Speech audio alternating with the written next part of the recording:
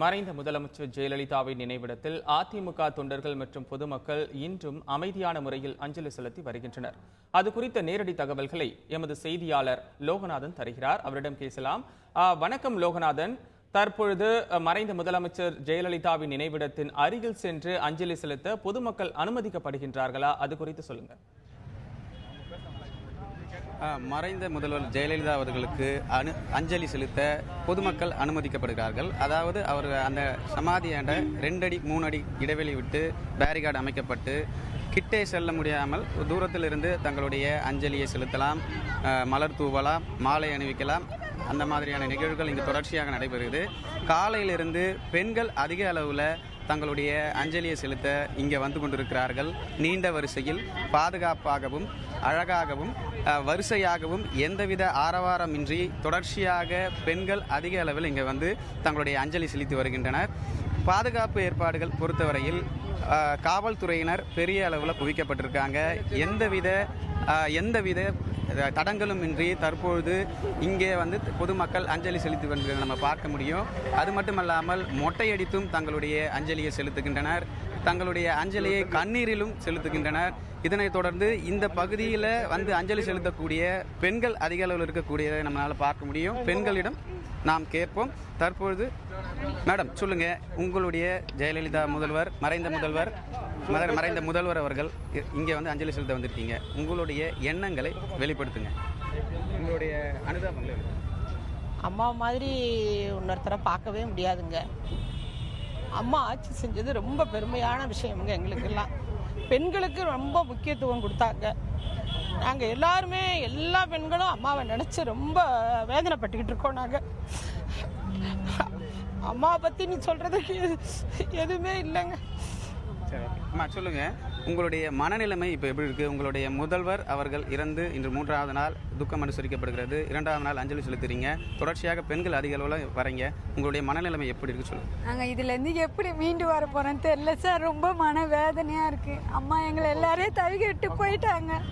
நாங்கள் எப்போ தான் இது மனத்துலேருந்து நிம்மதியாக ஆக போகிறோமோ எங்களுக்கு ஒன்றுமே புரியல சார். இனிமேட்டு ஆட்சி எப்படி நடக்குமோ எங்களுக்கு ரொம்ப பயமாக இருக்குது. எங்களுக்கு எல்லாமே பார்த்தது அம்மா தான். கல்வித்தொகை எல்லாமே செஞ்சது. பெண்களுக்கு இந்த அளவுக்கு உரிமை கொடுத்ததே அம்மா தான்.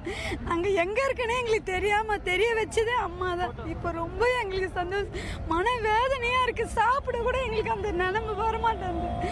அவங்க நினைப்பாவே இருக்கும். நாங்கள் சாவுன்னு பார்க்க வர முடியல. இன்னைக்கு எப்படியாச்சும் பார்க்கணும். நாங்கள் காலையில் 6 மணிக்கே வீட்டிலேருந்து கிளம்பி வந்துட்டோம். சரி, காலை 6 மணி முதலே மறைந்த முன்னாள் முதல்வர் ஜெயலலிதா அவர்களுக்கு அஞ்சலி செலுத்தி வருகின்ற சூழலில் கல்லூரி மாணவிகளும் இந்த இடத்துல வர்றதை நம்மளால் பார்க்க முடியுது. ஒரு மாணவி நம்மளோட இருக்கார். நீங்கள் சொல்லுங்கள், உங்களுடைய இரங்கல் அஞ்சலியை எப்படி நீங்கள் செலுத்த வரீங்க? உங்களுடைய மனநிலை எப்படி இருக்கு? சிஎம் ஜெயலலிதா மாதிரி யாருமே இது வரைக்கும் ஒரு உமனாக தனியாக தமிழ்நாட்டை நடத்தினதே இல்லை. அவங்க வந்து ஒரு பெரிய இன்ஸ்பிரேஷனாக இருந்திருக்காங்க எங்களை மாதிரி யங்ஸ்டர்ஸ், அதுவும் விமென்ஸ்க்கு. ஸோ அவங்களோட இழப்பு வந்து ஒரு ஈடுகட்ட முடியாத இழப்பு தான் எங்களெல்லாம் நினச்சோம். ஸோ அவங்களுக்கு நாங்கள் ரொம்ப ரெஸ்ட் இன் பீஸாக வேண்டிக்கிறோம். சொல்லுங்கம்மா, மற்றும் ஒரு கல்லூரி மாணவி நம்மிடம் இருக்கார். உங்களுடைய மனநிலை எப்படி இருக்குது? ஒரு முதல்வர் பெண்ணாக இருந்து போராடி பல வெற்றிகளை பெற்றவர். நீங்கள் இவருடைய இறப்பை நீங்கள் எப்படி பார்க்குறீங்க? உங்கள் மனநிலை எப்படி இருக்குது சொல்லுங்கள். எனக்கு ஃபஸ்ட்டு ரொம்ப பெருமையாக இருக்குது. அவங்க படித்த ஸ்கூல்லேயே நானும் படிச்சிருக்கேன். அந்த விதத்தில் வந்து அவங்கள மாதிரி ஒரு லேடியை வந்து திரும்பி பார்ப்போமான்னு எங்களுக்கு தெரியல. அவங்களோட பொட்டென்ஷியல், அவங்களோட ஸ்ட்ரெயிட் ஃபார்வர்ட்னஸ் எல்லாமே வந்து ரொம்ப எங்களுக்கு எம்பவர்மெண்ட்டாக இருந்திருக்கு. அவங்க ரொம்ப ஸ்ட்ராங்காக இருந்திருக்காங்க எவ்வளவோ இதில் விஷயங்கள், எவ்வளவோ இடங்களில் கூட. ஸோ அவங்கள மாதிரி ஒருத்தவங்க வாழ்ந்து இந்த நாட்டில் நாங்கள் பிறந்து வாழ்ந்துட்டுருக்கோம்னு நினைக்கும் போது எங்களுக்கு ரொம்ப பெருமையாகவும் இருக்குது ஒரு சைடில்.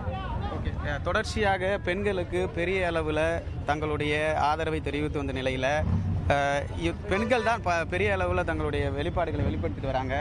அம்மா சொல்லுங்கள், இந்த முதல்வர் தற்பொழுது உங்களோட இல்லை. இந்த இழப்பை நீங்கள் எப்படி பார்க்குறீங்க? உங்களுடைய மனநிலை எப்படி இருக்குது சொல்லுங்கள். இந்த இழப்பு வந்து எங்களுக்கு பெரும் இழப்பாக இருக்குது. எங்களால் தாங்கிக்கூடிய சக்தி எங்களுக்கு கிடையாது.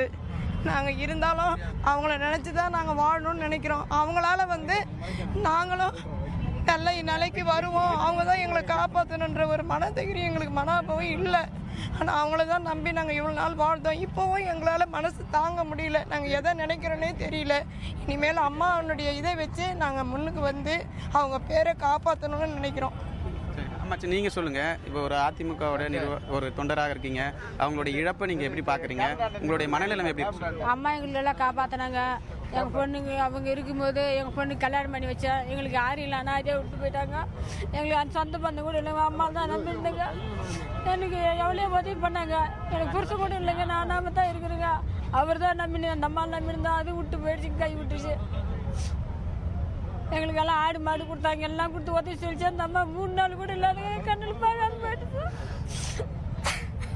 பெண்களோட பாதுகாப்புக்கு அதிக அளவில் செல்வி ஜெயலலிதா அவர்கள் முக்கியத்துவம் கொடுத்து பல்வேறு திட்டங்களை அறிவித்த நிலையில் அதிக அளவில் பெண்கள் வந்து தற்பொழுது இந்த இடத்துல வந்து தங்களுடைய அஞ்சலியை செலுத்தி வருகிறார்கள். ஆண்கள் மொட்டையடித்து தங்களது அஞ்சலியை செலுத்தி வரும் இதே சூழலில் பெண்களும் தங்களுடைய மொட்டையடித்து தங்களுடைய அஞ்சலியை வெளிப்படுத்துகிறார்கள். பெண்கள் மட்டுமல்லாமல் அதிமுகவை சேர்ந்த நிர்வாகிகள் மட்டுமல்லாமல் திமுக உள்ளிட்ட அனைத்து கட்சி தரப்பினரும் அனைத்து மக்களும் இங்கே வந்து குவியக்கூடிய இந்த சூழல் ஏற்பட்டிருக்கிறது. இது தொடர்பாக வந்து ஆண்களிடமும் சில பேரிடம் கேட்போம். சொல்லுங்க, உங்களுடைய இந்த மனநிலைமை இழக்கப்பட்டிருக்கக்கூடிய சூழல் எப்படி இருக்கு நீங்க பாருங்க. எங்கள் அம்மா எங்களை விட்டு போனது மிகவும் வருத்தமாக இருக்குது. என்னால் தாங்கவே முடியல. நாங்களாம் செத்துலாமான்னு தோணுது. எங்கள் அம்மா எல்லாம் ரொம்ப கஷ்டமாகுது. கடவுளே, எங்கள் அம்மா இன்னும் கொஞ்ச நாள் எங்கள் அம்மாவை எங்கள் கூட வச்சிருக்கலாம் கடவுளே. நான் எங்கள் அம்மாவை இவ்வளோ சீக்கிரம் இட்டு வந்து ரொம்ப கஷ்டமாகுது கடவுள். சொல்லுங்க சார். சார், நான் கும்பகோணத்துலேருந்து வரேன் சார். என் பேர் பிரபாகர். கும்பகோணம் அரசு. நான் ஒரு நெசவாளி குடும்பத்துலேருந்து பிறந்தவன் சார். நெசவாளர்களுக்கு நலிந்து போன இந்த தொழிலை வந்து ரொம்ப ஊக்குவிச்சு இந்த அளவுக்கு கொண்டு வந்து எல்லாருக்கும் பயனுள்ளதாக செஞ்சது அம்மா தான் சார். அம்மா வந்து 100 யூனிட் இருந்த மின்சாரத்தை வந்து 200 யூனிட்டுக்காக நெசவாளர்களுக்கு அவங்க அடிப்படை வசதி என்னென்ன தேவையோ அத்தனையும் செஞ்சு ரொம்ப எங்களை வந்து என்றைக்கும் மறைக்க முடியாது சார். அந்த அளவுக்கு எங்கள் மனசில் நிற்கிறாங்க சார். என்னென்னைக்கும் அவங்களுக்காக நாங்கள் கடமைப்பட்டிருப்போம் சார். ரொம்ப துக்கமாக இருக்குது சார் எங்களுக்குலாம். நம்மிடம் இருக்காரு சார். அதாவது தொடர்ச்சியாக பல்வேறு மக்களுக்கும் பல்வேறு மனநிலையிலும் தங்களுடைய வெளிப்பாடுகளையும் தங்களுடைய ஆதங்கத்தையும் வெளிப்படுத்தி வரக்கூடிய சூழல்ல அதிமுகவினர் தங்களுடைய இறுதி அஞ்சலியை 3வது நாளாக தொடர்ச்சியாக செய்து வருகின்றனர். இறந்த பிறகும் மக்களுடைய மனதில் வாழக்கூடிய ஒரு தலைவியாக, இரும்பு மனிதராக இருக்கக்கூடியவர் முன்னாள் முதல்வர் ஜெயலலிதா.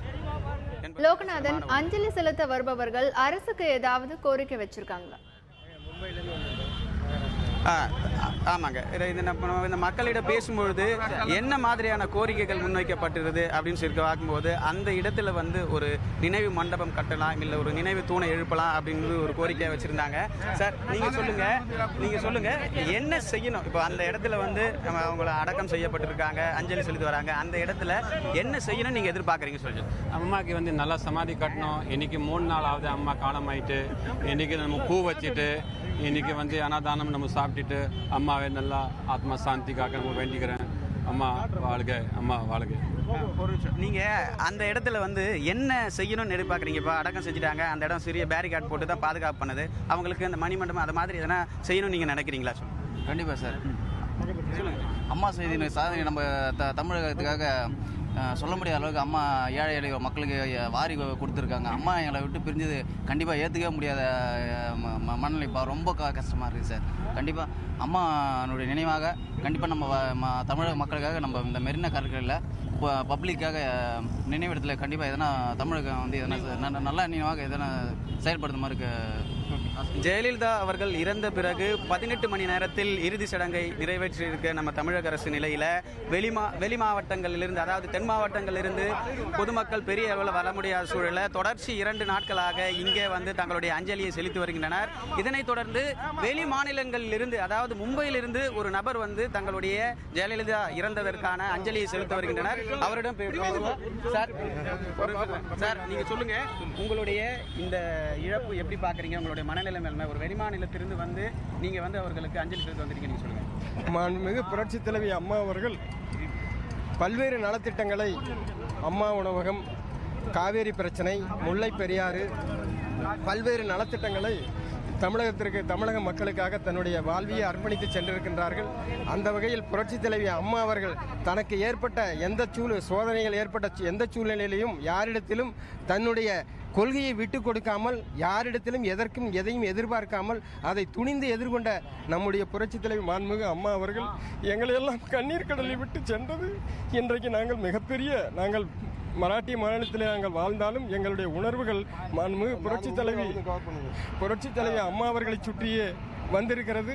அந்த வகையில் கடந்த 40 ஆண்டு புரட்சித் தலைவர் இயக்கம் ஆரம்பித்தது முதல் புரட்சித் தலைவருடைய மறைவுக்கு பிறகு புரட்சித் தலைவி அம்மா அவர்கள் இந்த கழகத்தை எந்த அளவுக்கு கட்டுக்கோப்பாக வளர்த்தார்கள், அவருடைய அந்த வீல் பவர் எந்த அளவுக்கு செயல்பட்டது என்பதை நாங்கள் கண்கூடாக மக்கள் அறிவார்கள். அந்த வகையிலே புரட்சித் தலைவி அம்மா அவர்களுக்கு மராட்டிய மாநில கழகத்தின் சார்பாக எங்களுடைய